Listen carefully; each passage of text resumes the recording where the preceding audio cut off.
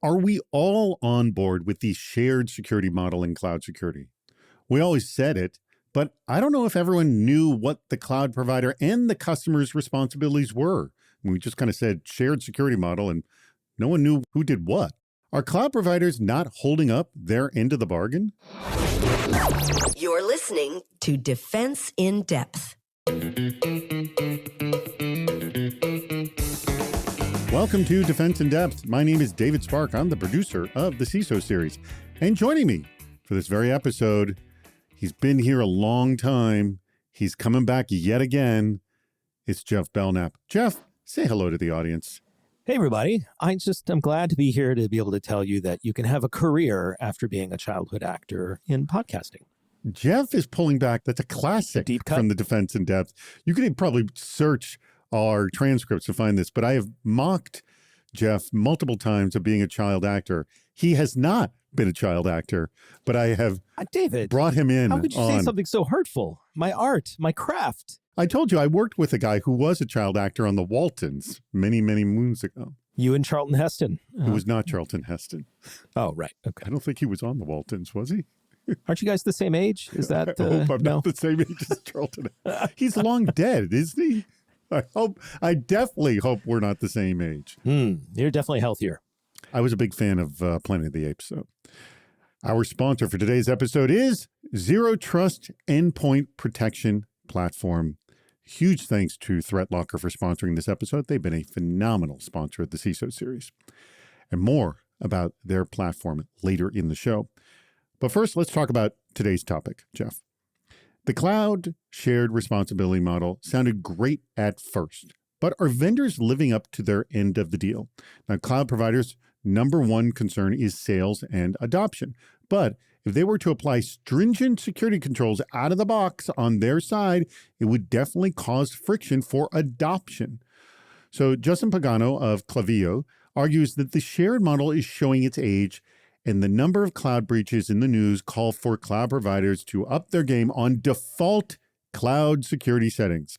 He suggests cloud vendors should make non-SMS MFA default, remove default passwords for infrastructure and services, and prescribe least privilege permission policy changes based on actual permission usage. All right, I will ask you, Jeff, do the shared responsibility models and SLA, the service level agreements, need to be rewritten? Are we at a time we need to give it another shot in the arm? You know, I spent a lot of time in this space, and certainly I have a very specific opinion, which is it would benefit everyone globally, economically, individually, greatly, if every cloud service provider provided a service that was secure by default. However, we'll tell you, most of the customers in the cloud service space do not want those by default. Now, I want to be clear. I'm not blaming people who use cloud services, but the people who are building on top of cloud providers have a job to do. And I will say my experience has been they get very upset when you turn the secure defaults on by default. And it is also a shared journey of growth, helping people understand why they have to do these things. I think turning it on now by default is a little like telling everyone you need to pull over and install seatbelts in your car. We all know you need to do it, and we all should do it, but we both have to do it together. That's a good point. And I think security is always a journey, and it kind of sounds like secure by default, which sounds really good. Nothing about it sounds bad. It would be better, but it doesn't necessarily work. We're going to go on that journey in the next 25 minutes. And the person who's going to help us with that journey is the CISO and SVP of Information Systems over at Avalon Healthcare Solutions. It's none other than Jesse Webb. Jesse, thank you so much for joining us. David, thank you for the invite. Avalon's 100% cloud, so this is an important conversation for us. Why are they behaving this way? Wayne Bainbridge-Rees of NCC Group said, quote, "I think the shared responsibility model is a well-thought-out business model.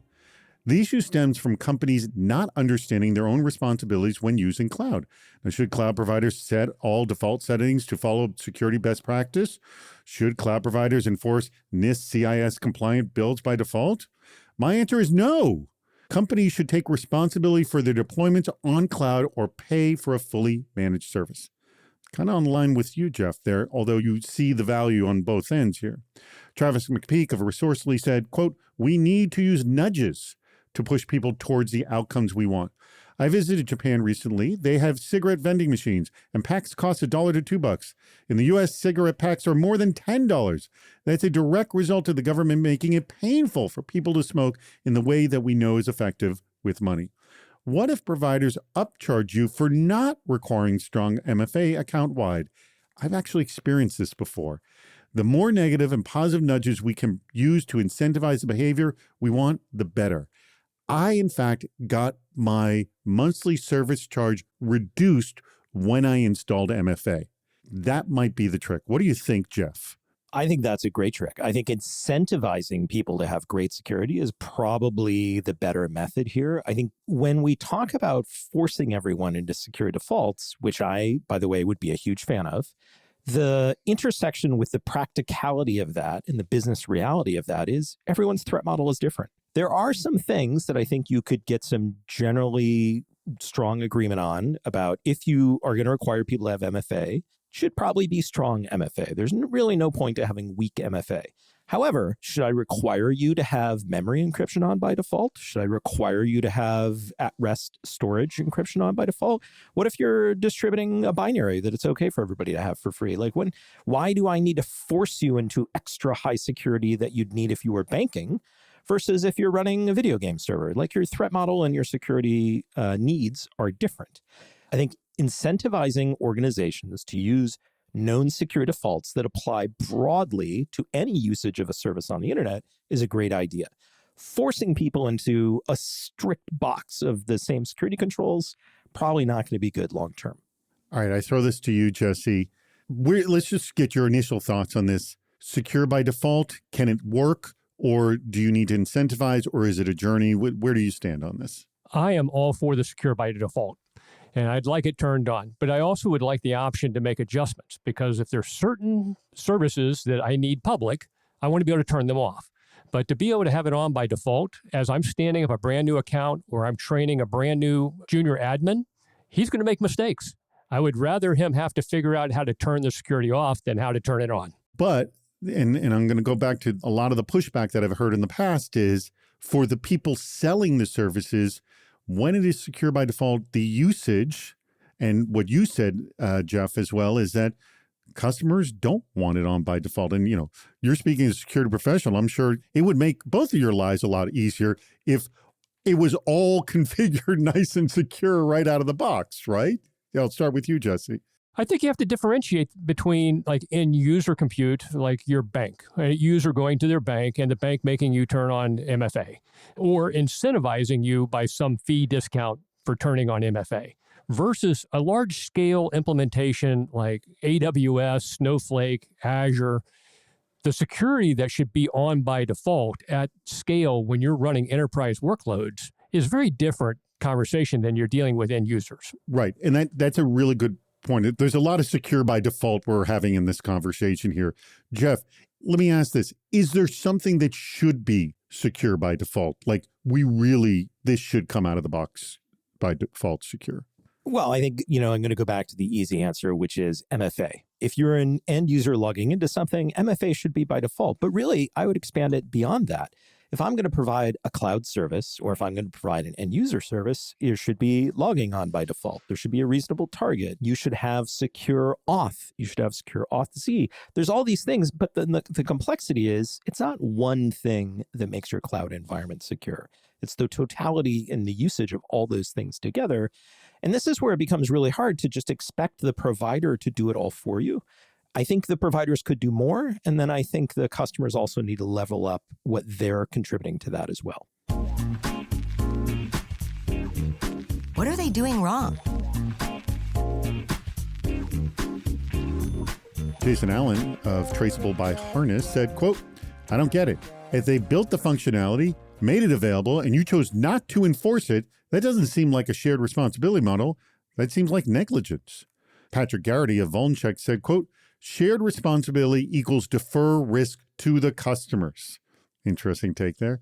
And Jaroslav Pastawa said, quote, "It's harder to do anything in the cloud than in traditional infrastructure because people not only have to manage the abstraction layer, aka the portal, the API of the cloud provider, but also the infrastructure behind, but manage in a very restrained way. We should revoke some of 40 years old concepts and make some modern updates. Security will follow." So set in the original post by Why We're Discussing This by Justin Pagano and here by Jaroslav Pastawa, there's a desire to revisit what is the shared responsibility model. So let me ask you, Jesse, is there something you'd like changed in this shared model? Oh, absolutely. Because we're a small, mid-sized business, but we're 100% in the cloud. So I am dependent upon those providers to provide services.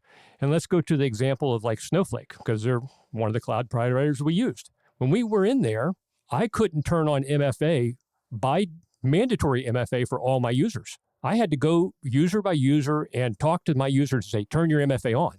After that, we had to change over to SSO because we couldn't enforce MFA. This is where providers stepping up and providing a more default setting or default capabilities is very important. Or even global capabilities, which seems like not what you were getting at the time. Correct. Jeff, what would you like changed? Again, if we had a chance to revisit this whole thing and said, all right, here are the plans of the shared responsibility model, the line is going to change this way. What do you say?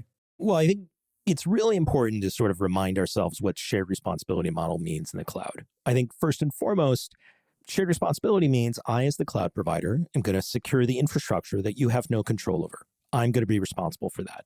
You, as the customer, are going to secure the infrastructure that you have responsibility over. You're going to be responsible for that. Now, I think where we've elevated that conversation is beyond just I'm going to run the routers and switches and you're going to run the bits and bytes to I should provide you a minimum level of security controls that allow you to control that security yourself and allow you to decide your own security levels.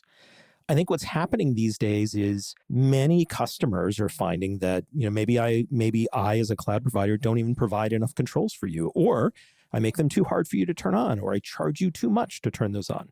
Now, I don't mean me, literally Jeff, but the cloud provider. And I think that's where we need to be thoughtful about how we change that. I think cloud providers should just provide all these things. However, all these things cost money. And at the end of the day, even if they're provided, customers don't always turn them on. And it's easy to go, well, it should have been on by default. I think at the end of the day, if you're going to run your services in the cloud, you have just as much responsibility as the cloud provider to secure what you're putting in the cloud, as long as you have those controls available to you. I got to imagine, and again, we're talking about such a sort of a wide network of cloud providers here, but I have to assume there's some kind of wizard or step guide when you start installing these things that start giving you advice, or maybe they could give you better advice on security. Jesse? Oh, definitely. And most of the providers do have very good onboarding guides, documentation. For what security they do provide, it's there. And that goes back to some of the comments that we see here. I don't get it. Why didn't you turn it on? Well, it takes time to go in and find those settings and learn the settings. And I agree with that comment that if it's provided to you, you should be taking advantage of it. Before I go on any further, I do want to tell you about our fantastic sponsor, one of our best sponsors, and that is ThreatLocker. Now, I want you to listen to this. We all know in cybersecurity, seconds matter, but also precision matters. And that's why ThreatLocker is upping their game again. A lot of things to mention, so pay attention. The company just launched a new set of solutions built for teams who need to move fast without compromising security. So it's zero trust, but without complexity. So with ThreatLocker Insights, you get real-time intelligence from millions of endpoints worldwide to empower you to make the best, swift cybersecurity decisions on what applications to allow and what controls to put in place in your environment.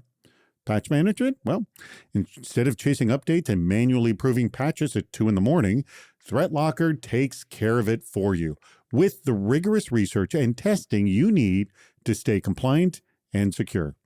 Cloud Control adds an essential layer of defense, further closing the gaps that phishing and token theft campaigns love to exploit. They're also making life easier for IT and security teams with the new User Store, a smart way to give users instant access to pre-approved software while maintaining the strong security of your environment. And for web threats, well, Web Control lets you block sites you don't trust or users should not access from the workplace. It blocks unapproved content by category, not URL by URL. Now, of course, you still get ThreatLocker's 24/7 US-based cyber hero support. No scripts, no waiting hours for answers. They deliver world-class, swift support, responding in about 60 seconds. That's pretty darn fast. It's no accident that over 50,000 companies now trust ThreatLocker to help them harden their environments against modern threats. Now, if you're serious about tightening your defenses and getting a platform that doesn't slow you down, check out their website. It's threatlocker.com. Spelled just the way it sounds, threatlocker.com. Go there to learn more. Why does this still happen? Russell Splittler of Nudge Security said, quote, most mainstream B2B SaaS companies have done a reasonable job drawing the line for shared responsibility. But the real challenge is that most companies do not have a scalable way to ensure the qualified employees are in the right place to take responsibility for their side of the shared responsibility. This is a challenge that needs to be addressed at scale, even in a world where every B2B SaaS vendor in the world enables MFA by default. The rest of your wish list is not going to be handled by Bob in accounting or Jesse in development. And I talked to Russell about this. Often new SaaS tools are introduced not by the security department. And then these people that you mentioned, generic person of someone in accounting or marketing, they all of a sudden become the individual responsible for setting up security for your business. Let me just add one more quote here. Adi Chamol of Token Security said, quote, major cloud and app providers should work closely with customers to fix, minimize these gaps, or at least warn them about the potential impacts of neglecting basic protections. Recent breaches at Snowflake customers like Ticketmaster and Santander Bank happened because of things like not using MFA, failing to rotate keys, and weak network restrictions. Basic stuff as I see it, not a stealthy role who accidentally granted cross-account permission. So I'm going to start with you again, Jesse, on this. I think what Russell was saying is that often these are introduced not by the security team, or the security team's not aware of it. They're not involved in the setup of it. And this is why security by default would help, because you can't count on other people outside of security to install it. What say you on that? I do agree. I think it's a great comment and true. You still need someone passionate about security and skilled enough to protect your company. And if you're a small company that can't afford a professional CISO, secure by default is the way to go. Jeff? I'd say even if you can afford a fancy, expensive, very handsome former child actor CISO, you still need phenomenal tools and platforms to support you. And one of the things that always comes to mind here is, let's say every cloud app or service that I buy has all the security defaults and they're all on by default.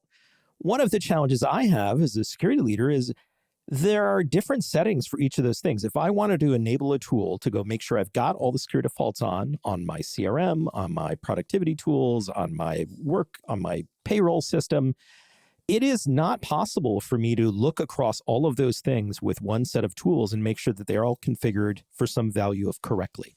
They all work differently. They all expose those tools differently. They all have different APIs. It is very challenging. And I've only listed about 3 different apps. A standard medium-sized enterprise has 400 SaaS apps.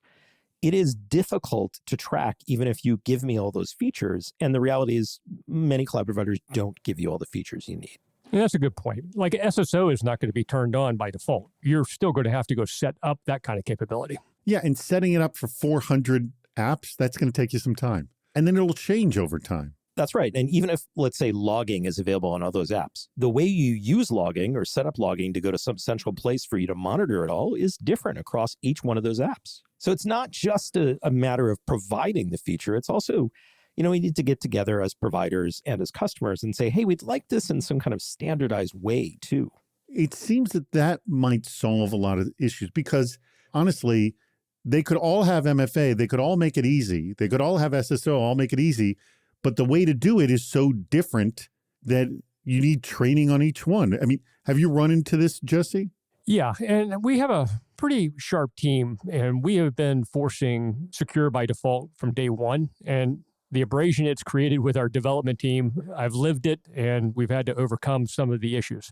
We don't want to be a department of no, but we also want to say, well, maybe hell no, we're not doing it that way.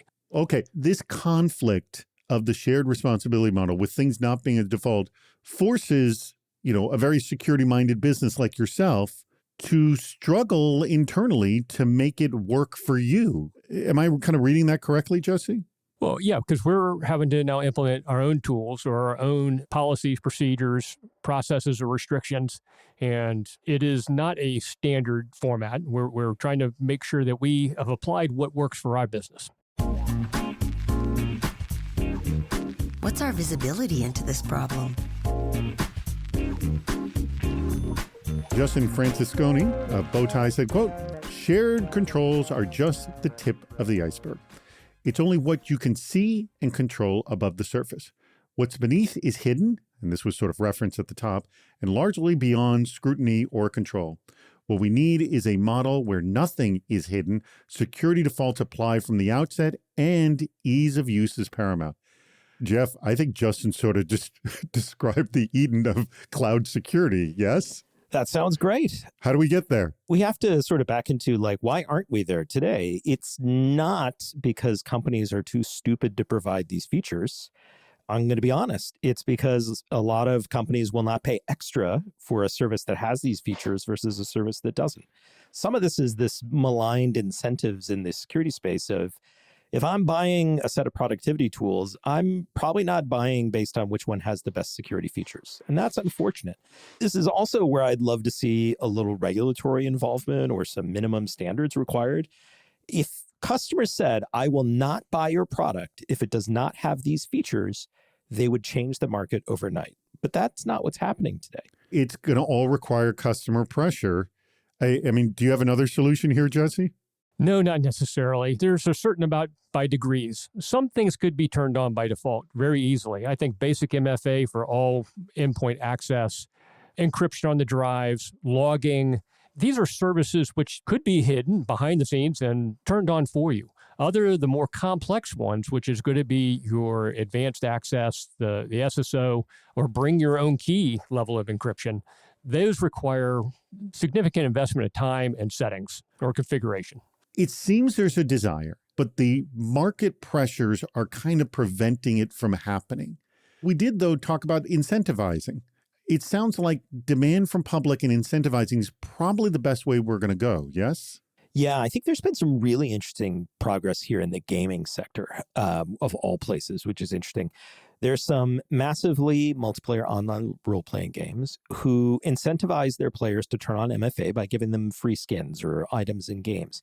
That pushed their MFA adoption above 60+%. Now, I'll notice it didn't push it to 100%, but it certainly incentivized people to do the right thing. If it was me running a cloud service, I'd be like, great, if you don't turn on MFA, I'm going to charge you 20% more or 10% more or whatever it is. But the reality is I need to provide a business that is going to both make me money and provide solutions that my customers want. And I either need the customers to apply pressure to vendors to say, no one is going to buy your product if you don't provide X, Y, and Z feature, or I need regulators or some other pressure in the market to say, I can't compete unless I provide this baseline set of features. And I think today, right now, it's taking way too long for that market pressure to come. I would love for everybody to be building super advanced security features for everybody to take advantage of. But the reality is, even the advanced features that a lot of companies build, like MFA, people don't even turn on. Well, that brings us to the final question I have for both of you. And that is, which of these quotes was your favorite and why? And I will start with you, Jesse. Well, can I go back to the original LinkedIn article instead of one of the quotes? Sure. Because one of the things that Justin had covered was the Google shared fate approach.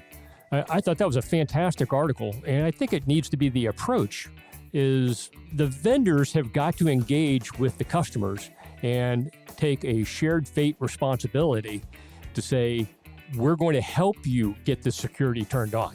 That's a good way of saying it. Let me help you. Let me walk you through. Let me support you. Because this is an interesting thing. We hear this again and again from CISOs. Back me up on this, Jeff. We want a partner. We don't want a vendor. Yes? Yes, 100%. At the end of the day, I want somebody who's going to help me achieve my goals, not just collect a rent check. Good point. I think this is why my favorite quote here, I'm going to pick a part of Travis McPeak from Resourcely, who said at the end of his quote, "The more negative and positive nudges we can use to incentivize the behavior we want, the better." And I think this is the best option we have going forward. Would it be great if cloud providers just turned on all the secure defaults and told you, sorry, it's going to be hard to configure, but it's going to be very secure? Yes, that would be phenomenal, and I would be behind it 100%. Is the market going to let us do that? No. So I think the next best thing to that is saying, hey, it's really easy to configure MFA or logging or ACLs on your storage buckets or whatever you might need to configure. And maybe when we walk you through the configuration wizard or you're setting up your SaaS product for the first time, all these things are on by default, or we walk you through turning them on and you make a choice whether to turn them on by default. But whatever it is, that little bit of nudge, that little bit of poke on a regular basis to do something that's going to make your security better, I think that is a great approach for everyone to take. Excellent point. And now that brings us to the end of the show. A huge thanks to our guest. That'd be Jesse Webb, the CISO and Senior Vice President of Information Systems over at Avalon Healthcare Solutions. 100% in the cloud, as I understand. But I believe your healthcare solutions are not 100% in the cloud, are they? No, we're a 100% cloud data center, and all of our services and toolings, and we're actually a SaaS offering ourselves back to the health plans. All right, but the people are getting the health plan. It's getting actual health plan. It's the point I'm making. Are you making the cloud healthier, Jesse? Yes, can you make the cloud healthier? There you go. There's a money-making idea. Well, participating in your program is doing that, isn't it? There you go. There you go. All good all the way around. Huge thanks to our sponsor. That would be ThreatLocker. Remember, Zero Trust Endpoint Protection Platform. Go check them out at threatlocker.com. Where else would you find them? Thank you as well to Jeff Belknap, who is always amazing, continues to lean in. Let me ask you question about the whole child acting thing. This is like Henry Winkler in the Fonzarella. He still is asked questions about being the Fonz. Do you have the same issue yourself, that you can't sort of shake it off? Yeah, everybody recognizes me from the first Terminator movie. You were the kid on the motorcycle? Yeah, that was, I was in one of scene for a quarter of a millisecond, but the fame doesn't go to my head. It doesn't, no.